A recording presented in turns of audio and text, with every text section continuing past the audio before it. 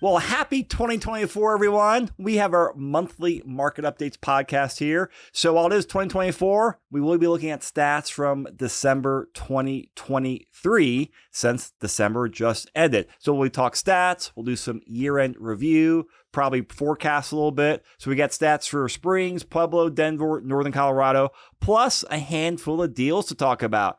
A new construction fourplex in Pueblo, a sober living deal here in northern Denver, a trade-up buyer with a VA loan are some deals we'll dive into as well, because while rates are up and they came down slightly and deals are tougher to find, there are still deals out there.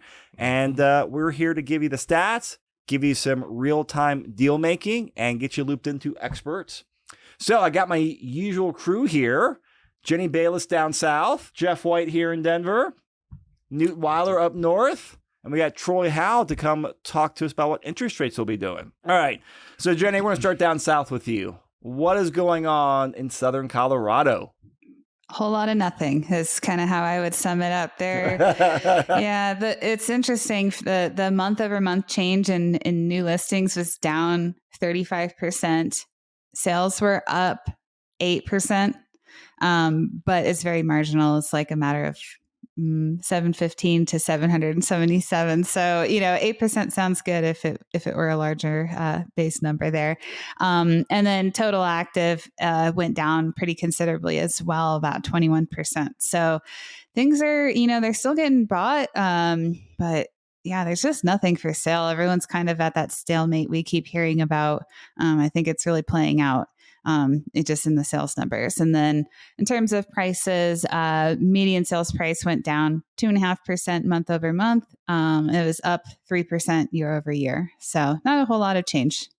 So year over year, prices were actually up a couple points. Yeah. Do you know, Newt, up north, did you guys, I'm curious about like the year over year price. Do you know what kind of like the trends up north were like for the year over year prices? Yeah, in most of our communities, they're up also. From December of 22 compared to 23, everything's up just a little bit, even Greeley. Okay, so everyone's up like what, couple percent points? Well, yeah, say like Longmont's up 1%. Greeley Evans, I misspoke. Greeley Evans is down 5%, but Loveland Berthoud's up about 8.9% from the previous December. And then Fort Collins is a big one. It's actually up 23% from the previous December. I don't know what's driving that, but it's wow. A lot bigger. Wow, that's amazing. Yeah. There got to be some outlier in there for that statistic, Yeah, I would think. That's what I'm wondering. Is that the average or median? That's the median. So I know here in Denver, like basically from like 22 to 23, there was about 0% price change. So sounds like all the markets were, for the most part, like 0 to 1 or 2%, which is very different than a lot of the headlines we saw this last year. Yeah. I wish we framed some of those articles and headlines talking about how prices were dropped 10% or 20% because it did not happen, unfortunately. Like, I mean, for investors, that kind of been good for us to scoop out some deals. But yeah, here in Denver, we saw really about no price change year over year. I know they're just like normal seasonal trends, like no big changes on our part. I was just very curious to see how like the average price went over the year. And it sounds like it's kind of what we expected, which is going to be pretty flat or very below average, but nothing dropped off a cliff. Because you said the biggest up there was down like 5%, Newt? Yeah, it was the Greeley Evans area. Over the course of the MLS, it's up a little bit overall for the average of the MLS up here. Okay. Now, Troy, rates have moved some. What is going on with interest rates? We're recording this towards middle of January right now for reference. So like, It's been a busy last 6 weeks or 8 weeks. Yep. I'd say 6-8 weeks. We've seen overall, right, net improvement, even from 3 months ago, 2.5 months ago, definitely helping the cause. So, because rates are what, high sixes now? I'm seeing some low mid sixes, even touched on with some aggressive transactions, touched into the high fives. With some buy downs though, right? Yes. Yeah. What type of buy down was it for a high five? One that we'll probably talk about when Steve gets back on the scene. We bought down into it was like 24 grand, Yeah. right, to buy down into a high 5. Okay. Yeah. So what's that? That'd be 2 or 3 points then, right? Oh yeah. Yeah. Yeah. Okay. Yeah. There's a little bit of a cap on how aggressive you can get. We've dealt with that a little bit, Jeff, but when the seller's paying for it, you can get pretty aggressive. So what are you seeing in terms so rates have dropped here, and one of the good leading indicators is like loan applications and also people talking to lenders. So I think rates started dropping early December. Mm-hmm. So right over the holidays, which is a slow time. Now, what have you seen from like inbound interest, loan apps? Have things picked up? Are they still flat? Yeah, Can you give us some context on that? Yeah, I don't have any specific stats, but just from an overall feel from my perspective and within my office, I think everybody's feeling more activity. So I think that bodes well for the spring and at least latter part of Q1, Q2 for 24. Mm-hmm. What about panel out there? What's the type of interest and activity you're seeing? Because there's stats, there's boots on the ground. Are we gonna have an early spring selling season? What are you guys feeling from your clients and your people you talk with? Yeah, no, they definitely got more excited. The people that were kind of semi-passively looking in the November, December, they kind of said, well, we got family holiday stuff. Let's just wait till the new year. And they look in the new year, and then the rates have come down from the November, December timeframe. So they have more buying power. So it's a huge news for the people that are like in affordable housing in Denver, which I defined as people that is pretty much 500K and up is the affordable housing here. Wow. And or for a house hacker, affordable housing for a house hacker. Because when you get below that, it gets more into the townhomes and stuff like that. But yeah, no, definitely interest has picked up. More people reaching out, more people looking to buy and get pre-approved for sure. It's like almost upgrading the timeline from Q2 2024 to Q1. Oh, so you're seeing people move their timelines up. Because they don't want to get into that frenzy of spring. It's almost like we have an early spring right now in a way. Yeah, I would agree with from that. the places that we've looked at, a couple of my clients, we've lost out multiple offers they've returned.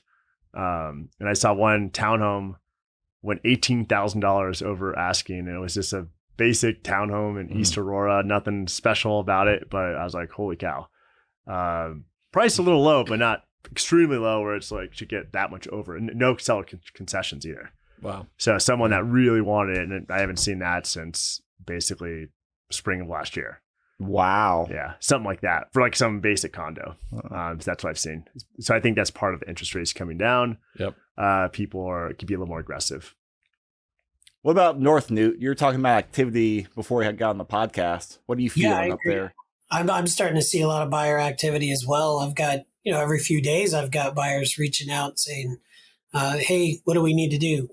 A lot of them are newer to the market, but I think this is a good time. And Troy, maybe you could speak to this, but coming off of that higher interest rate in November and December, it seems like to me that the sellers that were on the market in that time frame are probably getting a little seller fatigue and more willing to make a deal. So it seems like a really good time for buyers to get out there. Yeah.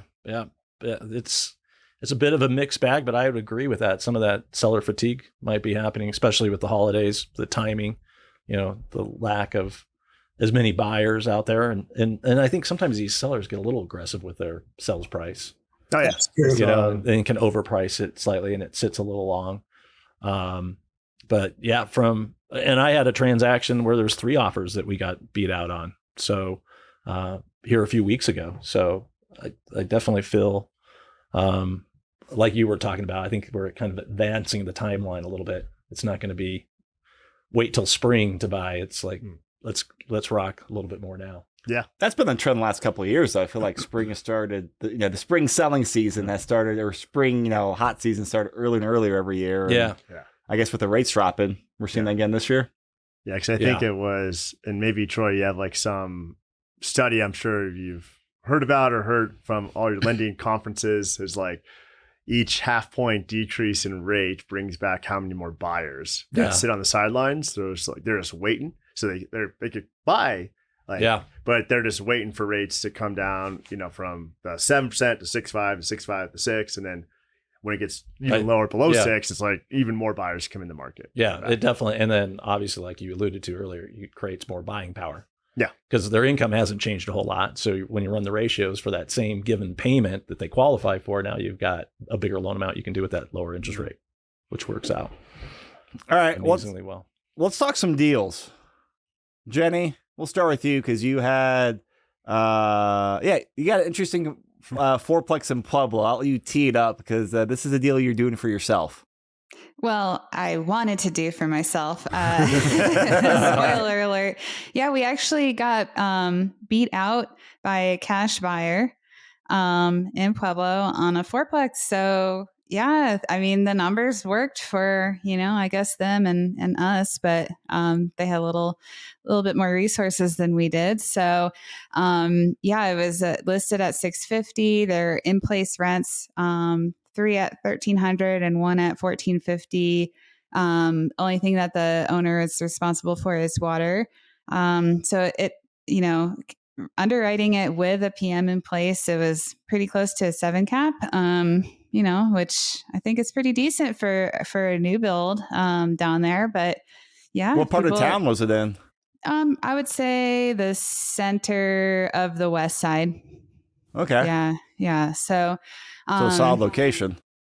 Yeah. I mean, it's pretty much right next to like a park, like a green space and everything. So it's, kind of suburban-y, I suppose. But yeah, it was really interesting. I would say that I wasn't expecting that to take place. So, to get in a bidding war down there. Is 7% cap rate kind of like the going rate for fourplexes down in Pueblo? I would say no. That seems to be on the higher side because there's a lot of people that are listing their multifamilies at a higher price than, the rents typically have legacy tenants in there. So they're not up to market rate. Whereas with a new build, you have new placement of tenants, obviously, since it didn't exist before. So you can kind of command that market rent all at one time for the entire building. So I think that was another benefit that, we were kind of looking at, keep things, simple, just keep them in there and, enjoy that higher rent rate. And so with like the non-new construction fourplexes, once they're stabilized and brought up to market rent, are they usually around like a 7 cap then?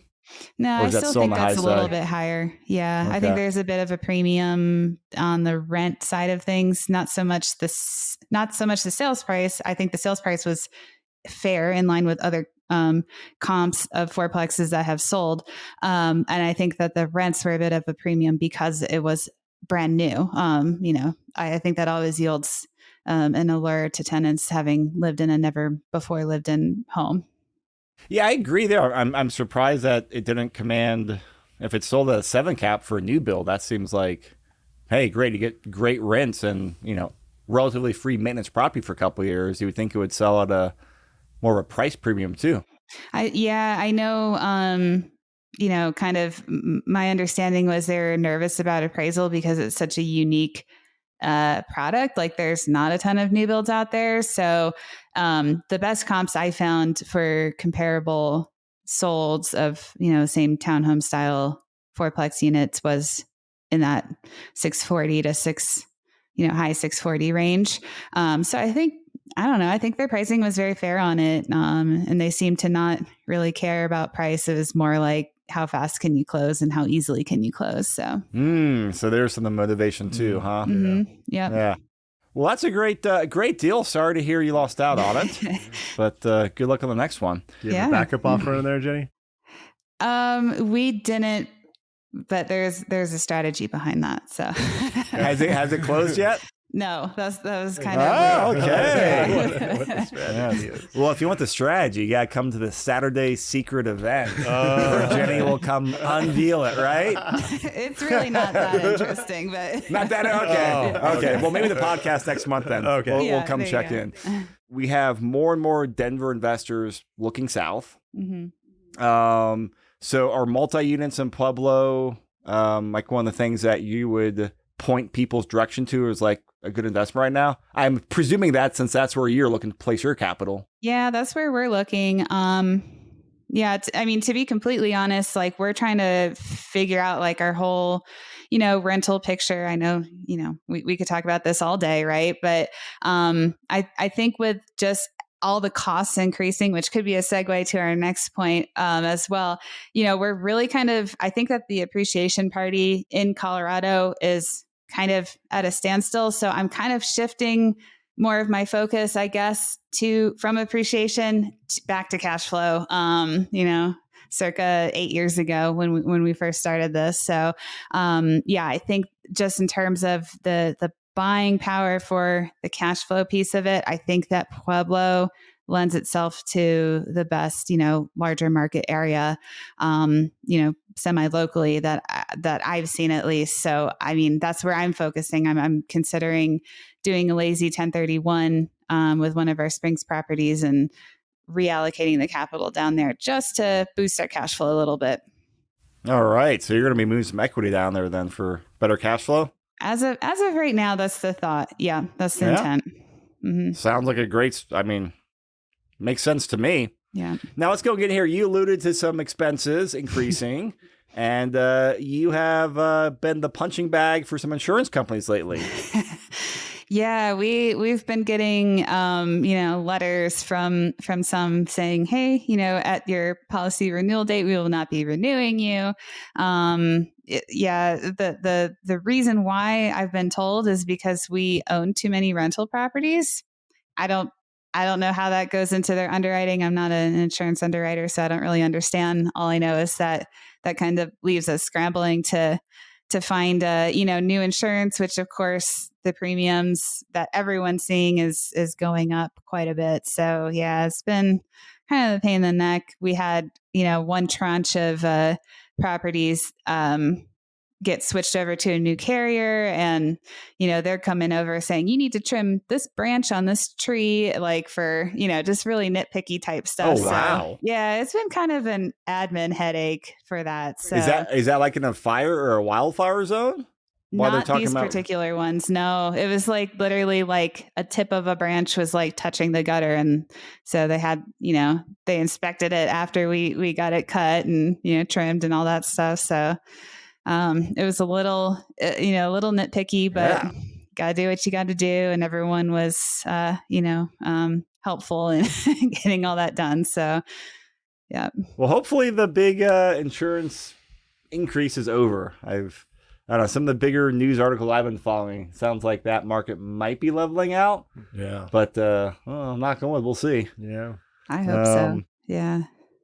Jeff, you have an interesting deal. Yes. In northern Denver, sober living. Yes. Which, I am not an expert at. So give us a high level for the business plan, the strategy, the numbers, because it's fascinating, and it's definitely one way to create some cash flow with real estate and running a business as well. Yeah. So it's kind of like extreme form of rent by room.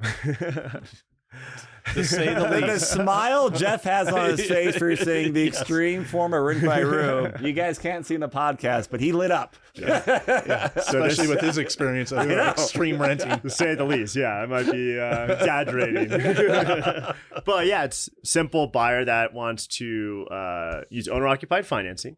And he wanted to find a house. His investing criteria was big house that could implement this sober living home strategy. And to take a step back, sober living home strategy is basically where you operate a business providing recovery to people going through having issues with addiction. So think of people going through alcoholics and people with drug addictions. And this oftentimes after that, like rehab. Yeah. It's like the next step after like a full rehab facility a lot of times, right? Yeah, after like a treatment facility. Oh, treatment facility. Yeah. Okay. Yeah. So they already been through that, and now they're just trying to go back into the world, and kind of like it's like a group, usually one sex, so all men or all women. That's how they do it. And the strategy is interesting because you could do basically the fair housing laws don't apply since the people are exempt because it's psychological people going through recovery. So the unrelated party rule that we talk about for up in Fort Collins, I know they have that U+2. Down here in Denver, it's 5. I think Colorado Springs is 5, Jenny. Correct me if I'm wrong on that. doesn't apply. So Broomfield, where this property is located, he won't have to worry about if he puts in, if he could pretty much put in, also here's the best part about it, you could do 2 people per bedroom, but you have to furnish it all. So imagine 2 twin beds. And then they're just part of a program. So you run a program out of his house, lives there, and he'll be able to have a house manager. He'll be there, and he could have his game plan is to have about 13 to 15 guys in this 3,000 square foot, 6-bed, 2.5 bathrooms house, corner lot. And it's, to give you simple math on it, it's basically he'll probably get between $800 to $900 per bed. Times all those rooms, times 2 times all those rooms. So how much of like increased operating expenses are there for, because this is obviously there's a lot more than just renting out the rooms. Correct. How much like extra OpEx is there? So I would say at least just the fair assumptions, 20% vacancy, because they're not tenants, they're technically program participants. So they don't have any tenant rights or squatter rights. So if they get drug tested, they get drug tested usually every week. If they get drug tested, they're done. Like they don't. If they fail their drug test, they're gone. Yeah, they don't have any tenant rights.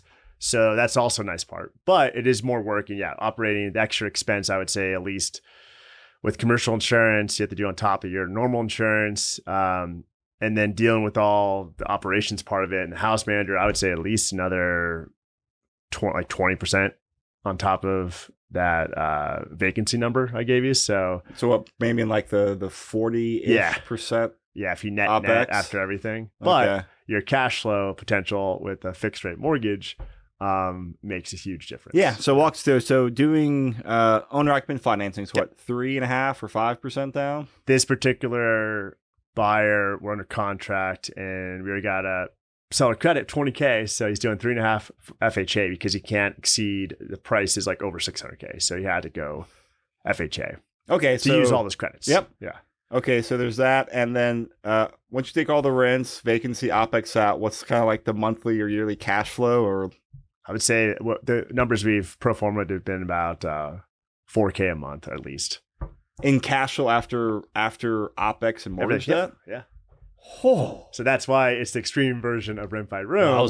Wow. And that's at that high interest rate. Well, he'll buy it down, but it's like for the right person, it's a great strategy. But this guy also has experience in that field. So it's not like it's someone like you and I just, hey, it looks like a good idea. Let's go try it out. Because it is more work. It's not, I'm probably not representing it as like a second job almost. Because, it's a business. Yeah. You have to deal with people going in and out, Like you said, you're running a program. Yep. You're helping program attendees or participants. Exactly. So take Jenny, who's looking at more turnkey new build type products for simple and she's not the profile to go pivot towards a sober living. Yeah. I mean, but I guess for the the reward for all the efforts, you definitely get the higher reward for it because it's not like turnkey. It's not moving. Yeah. You have to furnish the place, provide all the twin beds, the armoires, all that stuff. But for the right investor, it is a great strategy. I love it. And I know after this podcast recording, we are recording another podcast, actually, one of your previous clients who has built a pretty good portfolio in business around sober living. And we'll dive into more details on that. So I'm excited because this is, I know people do it, but I don't know all the nuances. I'm really excited to dive into the numbers and also just the operating. Because that's where the rub is. Hey, numbers look great, but what's it take to operate it? Exactly. It's definitely the operation is a whole other animal. Yes. That's why I'm happy. I'm not it's a great strategy for the right investor, but not for everyone. Oh yeah. But I feel like I feel like that's been a trend the last couple of years, and I imagine more people will do, especially from just it makes sense in numbers. Yeah, and also the reason why that Broomfield location was because in between Boulder, Denver, so you kind of get all those treatment facilities in Boulder, also Denver. So you're not restricted to we're in East Aurora. We're only stuck with East Aurora because people want, you have to think, where do people want to live? What's a proximity to major metropolitan areas? Oh, Broomfield's, it's such a great place. And the price point's nice too. Yeah. So that's also, versus buying in Boulder. Yeah. So because they're program participants, they're not affected by the unrelated occupancy rules. Well, no, not that part. It's more fair housing rules. Fair housing. Because fair housing doesn't apply when it's psychological, people going through recovery. Mm. So that's why you could have 14 guys, 13 guys living there, not related. And the city, the city municipality, even if it's a 5, 6, 3, or whatever the number is, they are not breaking any rules because it does not apply to that particular house. Yeah. Jenny, you got any experience or any investors down your way that have implemented sober living? No, but I am very curious. But, I'm just trying to think through our client base. Like you said, it's such a niche expertise that you'd have to have going into it. And I'm like, I don't know anyone whose background might fit that, but it is very fascinating. I love that for them. You got anyone up north, Newt, that do you know? Or Not for the sober living. The closest thing I can think of is an investor that he put his contract in with like a local dairy, and the dairy finds the tenants. So it's a similar situation where they turn them in and out, but the dairy pays the rent. So that's all. So do they like the dairy sign like a master lease? Yeah. And then they have employees come through. But that I remember talking to Jeff about this at the book signing, and this whole strategy is fascinating. Well, So we'll dig in more to Stay it. tuned. Yes. I was curious And thank you. about so the investor is also owner occupant, right? So they have to live there as well for that. Yeah, because he's using owner occupied financing for this one. Okay. So yeah. Yes, if you're going to use owner occupied financing, Have to move it. live at the property, people. Do not kiss please fraud. Thank you. Yes, it's bad juju, and why would you? They will foreclose on you. Yes, and Even if you're making your payments. the government's giving you an amazing gift of like cheap long-term debt. Don't don't be silly about it. At least do the 12 months. Yes. Serve your time. Yeah. So Nick, you mentioned something. I'm glad you mentioned. You talked about the book signing, talking with Jeff last year. We are in the final stages of collecting chapters for our 2024 Colorado real estate investing strategies. So by the time this podcast comes out, there'll probably be a few days to a week left in terms of like submitting a chapter. We'll put a link below or email me. But we like the people who have had chapters in there. It's a great way to network, share strategies, and then we do some big events throughout the year, which is usually great networking. And you can see Jeff and Newt got talking some deals up there. So it's a great way to network, great way to get clarity on your goals, and it leads to deals being done. So please submit your chapter. Everyone is welcome, even people who are making no moves in their portfolio, or if even on the newer side, you have value to bring, so please bring it and write a chapter on there. And then come out and have a beer with us in a few months once we get it published. All right, so Troy, Jeff, I know you guys got another deal in the works here. And if I can find my notes, it is a house hack deal you have with a VA loan. And it's some trade up going on here. So can you walk us through kind of the client profile and then what's going on here? Yeah, so the high level client profile, he's younger investor, found out about house hacking after he already bought his owner occupied condo in the Capitol Hill part of South Denver. So great location. But he used, and on top of that, he used his VA loan, which Troy will get into in a minute, since he's a veteran himself. But he can't switch to I want to rent it out in house hack because the rents wouldn't cover the mortgage because it's like a nice 1-bedroom condo. So the game plan for him is to list and sell his condo, release that VA, and then go buy a basically up to a 4-unit with the VA loan once he sells a condo and buys something else. And maybe even Troy will get into it, maybe do it simultaneously. Yep. Works out great. So why is he making the move? Because a lot of times people are hesitant to sell a property, house season, but like why the trip and why the move? Trade up mostly because his original property does not make a great rental. So it's very nice condo.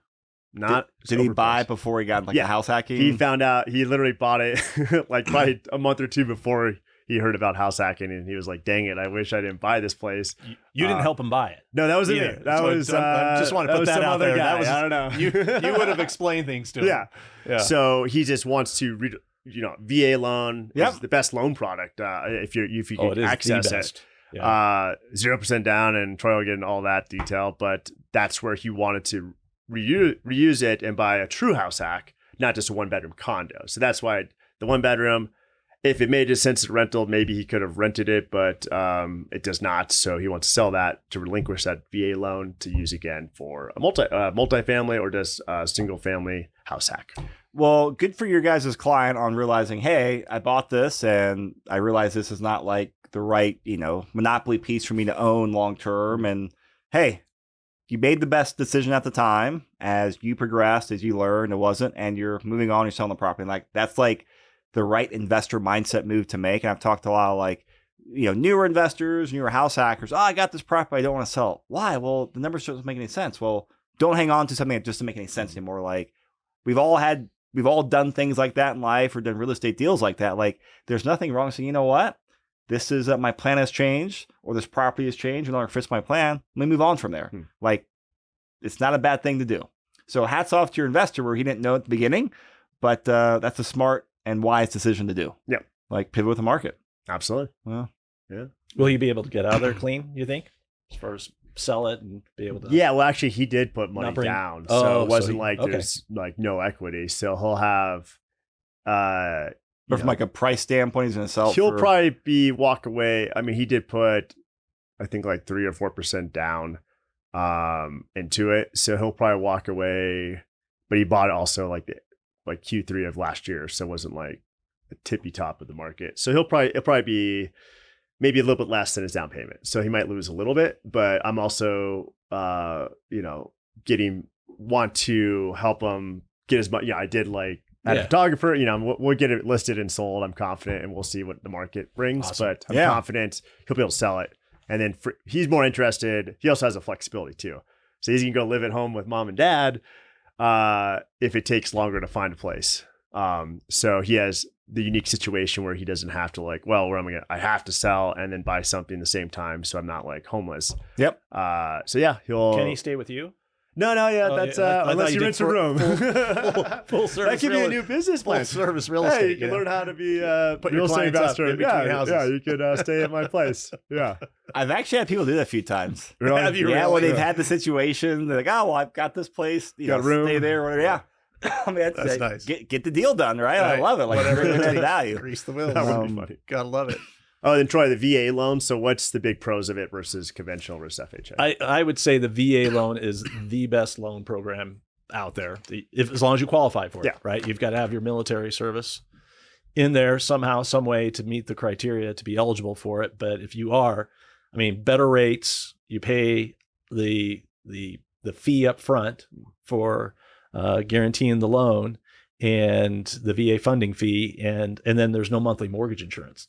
Wow. So it's awesome. And in certain circumstances, sometimes the veteran can be exempt from paying the VA funding fee as well if they meet certain criteria. So anybody that's eligible for a VA loan, it's just a great tool. And then the refi parameters on it, you can do a streamlined, quick refinance down the road. It's AAA plus. Wow. Product and program and qualifying. Ratios you can do. I was just talking to my underwriter the other day. You can do unlimited debt to income ratios, technically, as long as you meet a residual requirement. So residual meaning that after they do, now they have a few extra layers of criteria, but essentially once you kind of net out after you've paid taxes, some maintenance on the house, and per person in the family, as long as you have so many dollars of your income left over and you meet that, and usually it's like 120, 125% of the residual requirement. I had $1 million VA loan with a 75% debt to income ratio. Oh my God. Oh, wow. Because the guy made enough money that he met the criteria for the number of people in his family with the residual requirement. And it runs through an automated engine because the underwriter can't sign off on that manually. It has to approve through the automated system. Wow. And it did. And she was kind of cross-eyed about it. And I was looking at her, I was like, hey, it approves. And she was like, if it approves, she's signing off on it as a VA The system said yes. Move on, right? Yeah, it analyzes the risk and it understands it as long as I did not know that about the VA loan. That's really interesting. You can do a heavy duty debt to income ratio. Well, this is another great reminder for a lot of our listeners out there why we always recommend you talk with a local experienced lender. Don't just look at who's got the best rate or cheapest points. A lot of times that comes down to pennies or dollars a month in difference. You look for people with the local knowledge and the nuance of like, oh, here's why this product, we can do this, which you a lot of times don't get from the big online guys. So another reason we like you, Troy. Appreciate that. All right. So to wrap this up here, anyone got to do making any moves lately? Jenny, you selling anything or buying anything? Jeff, when's House Act like 22 coming up? Like, Yeah, I was like, aren't you up there yet? No, I'm looking probably next 3-6 months for the next one. I got to finish my taxes. But I'm full time now, so I have to. How's that fourplex you're looking at in Westminster? I don't know. I got to make sure the seller is motivated, Where he's talking, actually, this is my fourplex. I'm not motivated, but we can talk about that. No, it's a beautiful place. Yes. And definitely, I like how big all the units, like from the pictures you sent me, it looks amazing. Can we like podcast the negotiations on that? That'd be Oh, yeah, exactly. Here's my price, Jeff. Best of 3 wrestling match takedown. Well, my concern is there's no way to add like 5 extra bedrooms into each unit in there, Jeff. Is that going to fit your criteria? Well, as long as you can add a bedroom per unit, possibly, because it is big enough. They're 1,100 square feet per unit. Yeah. But the layout's kind of That would be interesting. tough with the layout. Yeah. Because I'd have to go see it or like look at a 3D tour or something to see if it's possible. I think there's a vacant unit coming up. Let's maybe we'll do a walk and grab some photos. It's possible. Yeah. Anything's possible, but depends on the cost. Oh yeah, we got to talk about that. I like it. So I'm selling 2 of my condos coming up. In case you guys didn't get the emails last month about those moves, those are going through. So I'll be giving you guys updates on a couple condos I'm selling. The Chris Lopez special. Yeah, or they're the Aurora condos, and we've the 3-bedroom, 2-bathroom condos that I feel like it's partly the rite of passage for many Denver investors to buy a couple of those units, but they've actually been great performers. And I've had a lot of people say, well, why are you selling them? Because, I could raise rents about $200 a month, but I have to turn the tenant. But I've really gotten focused on just like velocity of money. Like, yeah, they're cash flowing. I've actually taken money out, distributed from the bank account. We've actually been like, essentially distributed profit to me, which is always nice to do from rental cash flow. But in a couple of years, my money has doubled and then some in terms of, just in appreciation. It's doubled in down payment and then some, plus the cash flow on top of it. But like, as Jenny was saying, hey, that appreciation party is over. It's over. I've got a really good pop on there. I'm going to sell it and move the equity elsewhere. And hopefully next couple of years, double the money and then. But like, yeah, I'm just really focused on, I'm in growth mode right now. And while they're great performers, I've kind of gotten the maximum return I'll get on there in like a shortest amount of time. Yeah. Chris, are you analyzing the difference between like what you want to do to get it ready to list between an investor buyer versus a homeowner buyer? Are you kind of going between those 2 options, or have you decided on a path for that? In that complex over there, so 2 things, say go investor buyer versus that. And actually, this is something I need to do next week or 2 is do an email blast. And if it makes sense to kind of do a quick, off-market deal without the hassles of listing, I'm open for that and saves everyone a few bucks and some time. But most units go over there. They go to an owner-occupant a lot of times. And there's been a wide range of like, staging and finishing. There's been some like, man, I'm like, wow, that was a full remodel. And I was way more than I would do for that type of, price point. And some people that have basically done nothing. And the wiggle room and difference is about $10,000 to $12,000 in sales price.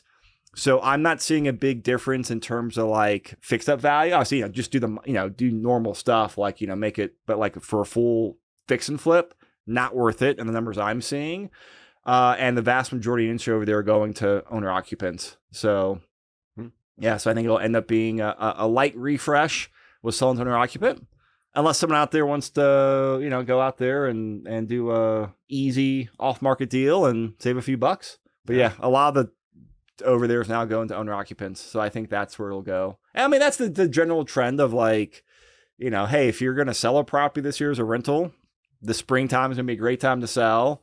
And most of it makes sense to sell to an owner occupant. So what I am hoping for though, if you guys have seen the news, I think it was one of the committees on the House, congressional House. They passed the bill to like it had some child tax credit. But the big thing in there that caught my eye was they might bring back 100% bonus depreciation and make it retroactive to 2023. I am doing my depreciation rain dance out there because that'd be great. I'm selling 2 condos and I plan on doing basically a lazy 1031. So the more depreciation I can get, the better. I would be very excited if that passes for kind of my penciled out plan for this year as well. Yeah. So everyone out there, keep your eyes on there. And this is something, we've done a couple webinars and we're going to probably do more this year, but like really learn the game of depreciation, especially for the more advanced landlords. Like it's such an amazing way to help, juice returns or offset taxes with existing portfolios or selling stuff, making moves. Like dive into it, learn into it. If you want more details, I mean, Jenny and I have done a lot on there, but man, the difference it can make in returns and cash flow is just like, I mean, it's a lot of money. Right? I mean, it's exciting. Extremely significant. I mean, I'm not even being sarcastic about that. Cool. Well, crew, Jenny, Newt, Troy, Jeff, it's been another great podcast. I appreciate you guys coming out. It's always hurting some cats getting everyone's schedules on here, but I appreciate you guys coming up, sharing stats, sharing deals, sharing what you're feeling on boots on the ground. And of course, anyone out there listening on here that wants to connect with us to talk shop, let us know. We got Troy Howell, who's a great lender. We got Jeff here in Denver, who is amazing at doing creative deals on house hacks. Jenny down south, Newt up north. So if you guys just want to talk shop, explore opportunities, we love to sit down and grab a cup of coffee or do, an investor review with you. Our goal is to provide value, build a relationship, and hopefully earn the privilege to go out there and do a deal with you. So we'd love to do a deal in some form or the other. So everyone, thank you guys so much. Thanks, Chris. Thank you. Bye, guys. Bye, everyone. We'll see you next month.